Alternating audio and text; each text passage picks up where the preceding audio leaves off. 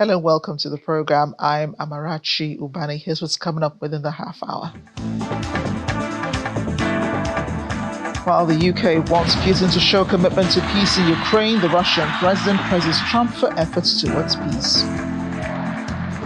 Ahead of the upcoming talks between Trump and Putin, attacks continue between Russia and Ukraine. Plus, at least 20 bodies are recovered after a migrant boat capsizes off the coast of Lampedusa. The UK Prime Minister Keir Starmer says the Russian President Vladimir Putin must prove he's serious about peace when he meets with the US President Donald Trump on Friday in Alaska. His remarks follow a meeting with the Ukrainian President Volodymyr Zelensky, who visited number 10 Downing Street today. During their meeting this morning, Mr. Starmer said the Ukrainian president agreed the talks between Trump and Putin present a viable chance to make progress as long as Putin takes action to prove he's serious about peace. But the Russian president has praised Trump's sincere efforts to end the conflict, with the Kremlin saying the leaders will hold one-on-one talks. The U.S. president, speaking on Fox News a while ago, says if it is a good meeting tomorrow, he will call the Ukrainian President Volodymyr Zelensky to arrange a second meeting, and says this could take place in a number of places, including in Alaska. Meanwhile, European leaders, on the other hand, are cautiously optimistic about the talks in Alaska tomorrow. Trump has told leaders the goal is for the upcoming summit to obtain ceasefire between Moscow and Kyiv. He's also agreed that any territorial issues have to be decided with the Ukrainian president involved, and that security guarantees have to be part of the deal. The European leader spoke with the US president on Wednesday to allow him clarify his intentions and gave Europeans a chance to express the expectations. The Europeans have been sidelined from the hastily organized summit in Alaska, and their phone call on Wednesday was a last-ditch attempt to keep Ukraine's interests and the continent's security at the forefront of Trump's mind. And to an extent, it seemed to work. On Wednesday evening, Trump rated the meeting a 10 and said Russia would face very severe consequences unless it halted its war in Ukraine.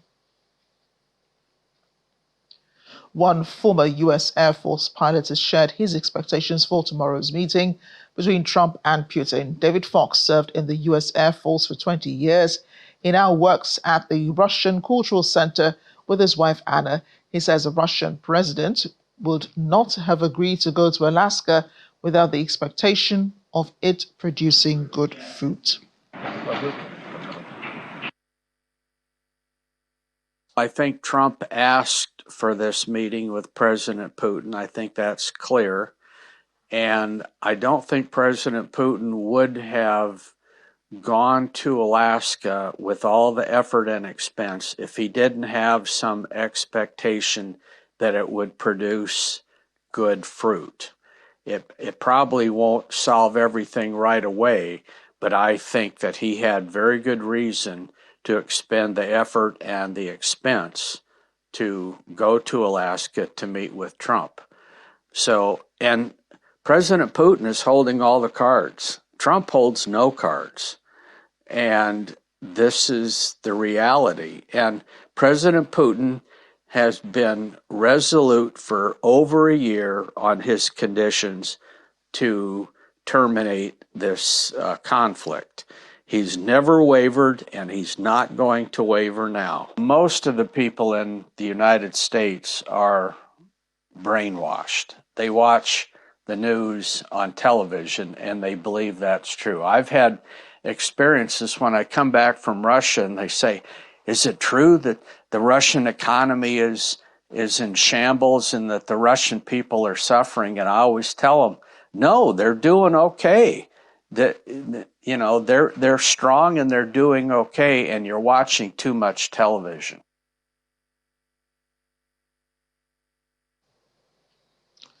And happening in Russia's Belgorod border region, UAV strikes hitting the area and damaging apartment blocks and vehicles.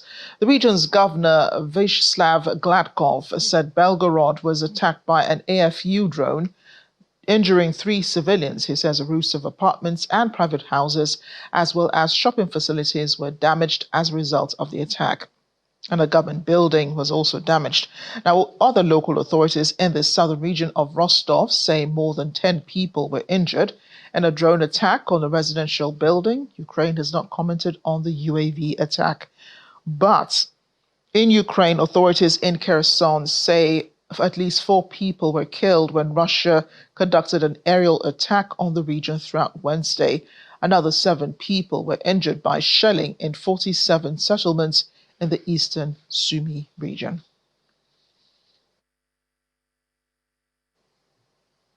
But Russia and Ukraine have also exchanged 84 prisoners on either side, the latest prisoner swap that have freed hundreds of captives this year.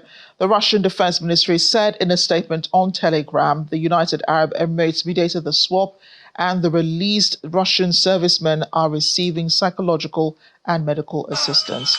The Ukrainian president said the freed Ukrainians included both military personnel and civilians, some of whom had been held since 2014, 2016, and 2017. He says defenders of Mariupol, referring to the occupied port city, were also among those released.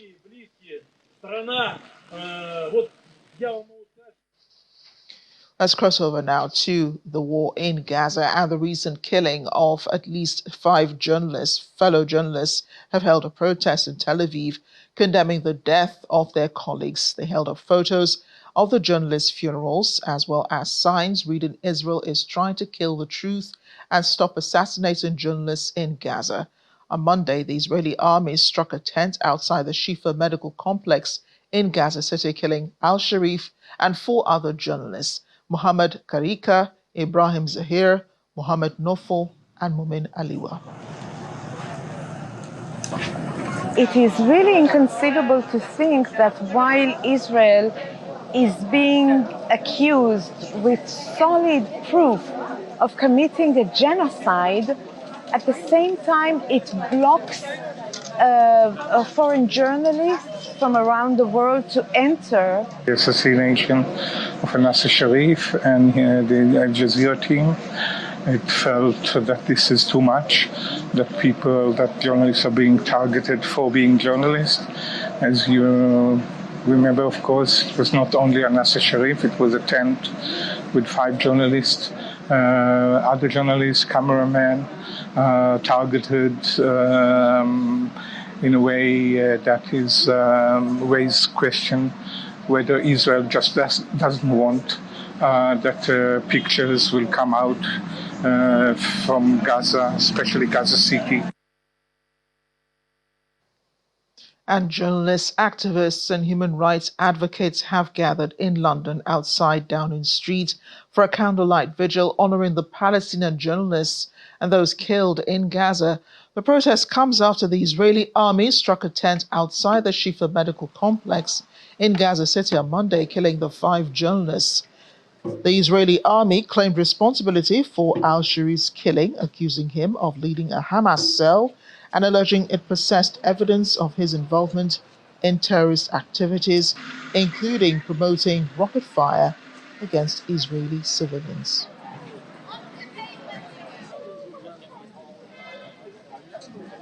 To show solidarity with journalists in Gaza, not just Anas al-Sharif, but all the 186 journalists who've been killed in this appalling genocide.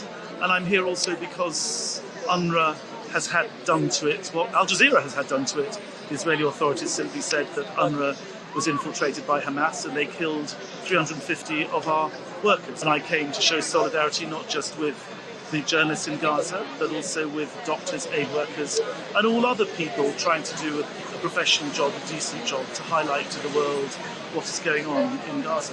To Keir Starmer, I say that simply saying you want to have an investigation is not good. There's never been an investigation. It's ridiculous for a British Prime Minister to say, let's have an investigation. 350 UNRWA staff killed, and for years when I worked in UNRWA, for 13 years, UNRWA staff were killed. Israel never held anyone to account. So simply calling for investigation is, meaningless. What we need is action. The United Arab Emirates has carried out its 70th airdrop of humanitarian aid over the Gaza Strip as part of the Birds of Goodness campaign under the Gallant Night 3 initiative. The operation was conducted in cooperation with Jordan and with the participation of France, Germany, Belgium, and Italy. Footage released by the Emirates news agency shows the aid being loaded onto a military transport aircraft, followed by an airdrop over various areas of Gaza where displaced civilians rushed to collect the samples. The Emirates news agency also reported the shipment included essential food supplies prepared with support from Emirati charitable organizations and institutions to meet the needs of the population in the Gaza Strip. The agency added that this airdrop brings the total number of aid delivered by air under the operation to more than 3,940 tons, including food and essential supplies. And in Israel, far-right Finance Minister Bezalel Smotrich says plans to build more than 3,000 homes in a controversial settlements project in the occupied West Bank will bury the idea of a Palestinian state. The so-called E1 project between Jerusalem and the Male Admumim settlement has been frozen for decades amid fierce opposition internationally. Building there would effectively cut off the West Bank from occupied East Jerusalem. Smotrich says it would thwart the idea of a Palestinian state because there is nothing to recognize and no one to recognize. Settlements are considered illegal under international law, though Israel disputes this. Welcome back. Italian authorities have recovered 20 bodies. They're searching for another dozen after a boat carrying nearly 100 migrants capsized near the coast of Lampedusa on Wednesday. Officials were seen working on the site of the accident, while police and Red Cross officials helped survivors to a nearby quarantine center. UNHCR spokesperson Filippo Ongaro voiced deep sadness over the latest tragedy, stressing the agency's continued support for survivors. UN figures show that 675 migrants have lost their lives attempting the central Mediterranean crossing in 2025 alone. That's a route regarded as one of the deadliest, according to the International Organization for Migration. Meanwhile, the European Union is sending 2 planes to help Spain tackle raging wildfires after the country activated an EU disaster assistance mechanism for the first time. Spanish Interior Minister Fernando Grande Marlaska told local media he had requested 2 water bomber aircrafts from the EU to be deployed to the worst affected areas. The help comes as a 3rd person died due to injuries sustained battling a wildfire this morning. Spain's state weather agency EMET has warned that a heat wave will continue until next Monday, with temperatures set to exceed 44 degrees Celsius in some areas, raising concerns that the wildfires will spread further.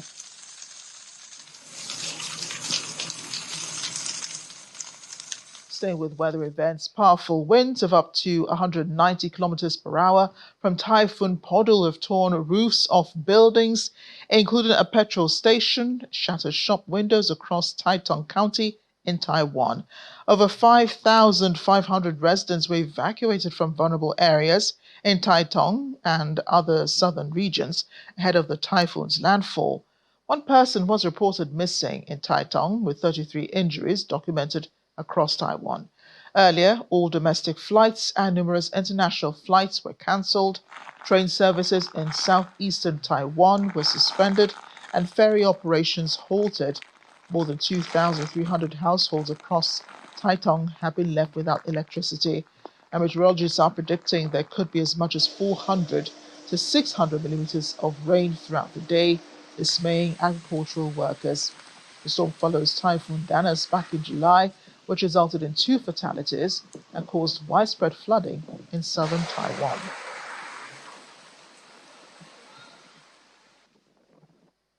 Here in Africa, Kenyan President William Ruto has welcomed a unified Africa-led initiative to regulate crisis in the Eastern DRC during the Eastern African Community and Southern African Development Community extraordinary meeting of heads of state and government. And that meeting follows years of violent conflict in North and South Kivu. The Democratic Republic of Congo has long accused Rwanda of supporting the M23 rebel group, an accusation that Kigali has denied. Earlier, on July 26, the Qatar-mediated DRC M23 Declaration of Principles was signed. Before the declaration, a landmark agreement between DRC and Rwanda, brokered by the United States and Qatar, was signed in Washington on June 27. The deal calls for the creation of a joint security mechanism within 30 days, the complete withdrawal of Rwandan troops within 3 months, and the launch of a regional economic plan within 90 days. Since our last meeting, I am pleased to report the following developments. On 1st of August 2025 in Nairobi, His Excellency President Mnangagwa and I met with a panel of facilitators to brief them on their mandate, which is to facilitate inclusive dialogue among the various actors in the Eastern DRC conflict, with the aim of addressing its root causes and achieving sustainable peace and development. During that meeting, the joint EAC SADC Secretariat presented a set of enabling documents developed in consultation with the Africa Union Commission to guide the operation of the merged East Africa-led Nairobi and Luanda peace processes. And these documents included: number one, the framework for the merger of the Nairobi-Luanda processes. Number two, terms of reference for the 5-member panel of facilitators appointed by the joint EAC SADC Summit. Number three, process design for an inclusive mediation process in Eastern DRC. Number four, the proposed structure of the independent secretariat to support the facilitation process. And number five, the resource mobilization framework for supporting the joint initiative. These documents will be considered by Your Excellencies during this meeting to guide our joint efforts to restore peace, normalcy, and stability in Eastern DRC.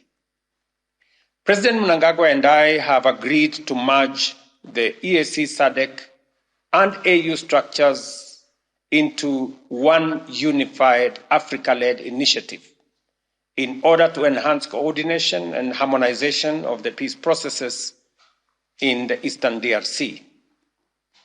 I therefore request Your Excellencies to consider the outcome of the joint meeting between the chairperson of SADC and EAC and the panel of facilitators.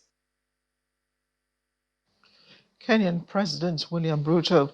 Now in Uganda, experts, including the Commissioner of the Department of Refugees, Patrick Okello, have warned the country is on the brink of a humanitarian emergency following cuts in aid funding as it prepares to host a record 2 million refugees by the end of this year. Since the beginning of 2025, an average of 600 people have been arriving in Uganda each day, fleeing conflicts in Sudan, South Sudan, and the Democratic Republic of Congo, a pace that could push the refugee population to 2 million by year's end. Reports indicate that Uganda is currently home to 1.93 million refugees, more than half of whom are under the age of 18, making it the largest refugee hosting country in Africa and the third largest globally. Meanwhile, the UNHCR is calling for more urgent and sustainable international support and solidarity, including from development organizations, to ensure a safe and dignified life for refugees and the communities that host them. Refugees, first of all, should not necessarily be viewed as a challenge to the economy. The refugees should not be looked at as a burden because they also make some contributions. The refugees, on a positive note, are involved in productive activities. Refugees can start businesses. They are given the opportunity to participate in employment. The refugees pay taxes. But of course, on the other hand, hosting refugees comes with a number of challenges. One, it puts a lot of pressure on the health services, on education services, on the infrastructure, and even on the environment. The refugees are a product of insecurity and persecution, together with instability in their countries of origin. As we end the program, vacationers and locals at Zandvoort Beach were on alert Wednesday as swarms of blue jellyfish washed up along the shore. While not dangerous, the jellyfish can deliver a painful sting, leading many to avoid the water despite scorching temperatures.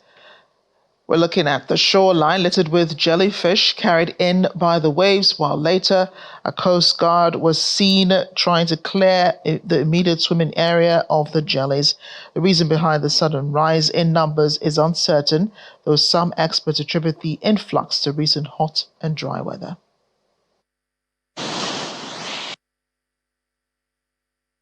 We walk here with the dog in the evening or in the morning. That's why we are here.